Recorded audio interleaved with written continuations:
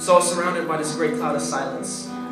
Inside my conscience, battling the choice I made for settling for less than what my Father promised.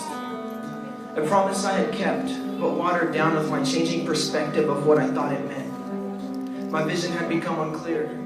Fear began to cloud my mind as I became trapped in a state of making excuses for how I feel. Excuses for each moment that waved another red flag of me following my own will.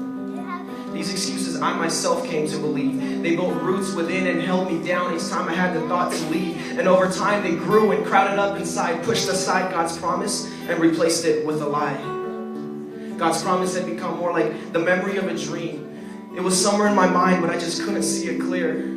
I had a sincere heart, but my inconsistent mentality would so often conflict with my morality, making my choices out of instinct, for the pleasure of the moment without thinking. You see, Jezebel had taken a hold of me while I didn't even know her. I heard rumors of her ways, but I didn't expect my identity to change. Morals began to fade. Life just didn't seem the same. The promise deep within was being covered up by sin. It began to define me. I let it define me, because each time I had the thought to believe that I was stronger than before, came a moment of ultimate deception to blur the vision of what my Father had in store for me. I was caught up in this never-ending cycle, trying to wrestle with this fear of why I was so attracted to these lies the enemy placed before me. I had lost myself, my eyes mesmerized by the very thing they once despised. Didn't realize that wolf was wearing sheep's clothing in disguise. But in the midst of all the silence, I had remembered what was promised. Seek first my kingdom and my righteousness, and all else will be added unto you. Those words cut deep as I broke into a realization of a need to wake up from this REM sleep. This was not some sort of dream. I was trapped to my own will, always following my desires, which resulted in me finding my identity in things my ego would admire. I was the prodigal son returning home to his father, filled with guilt and shame of my past. However, my father exclaimed that all that had passed. At long last, my son has returned home. The past's in the past.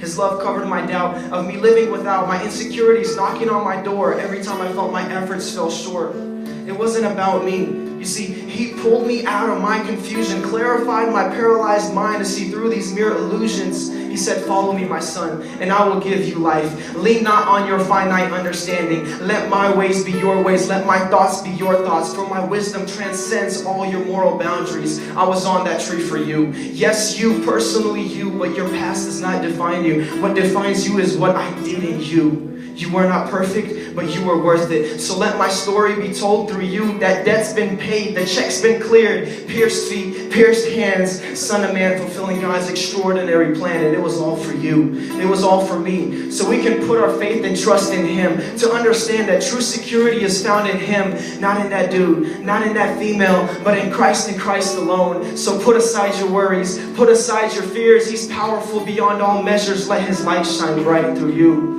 Let that light transpire to those around you. Let it kindle the fire of that first love that found you. So put your trust in His perfection. Rise up like His resurrection, abiding in discernment and correction, and He will give you life. Perfect unity and harmony, and He will be your light when it gets hard to see. Amen.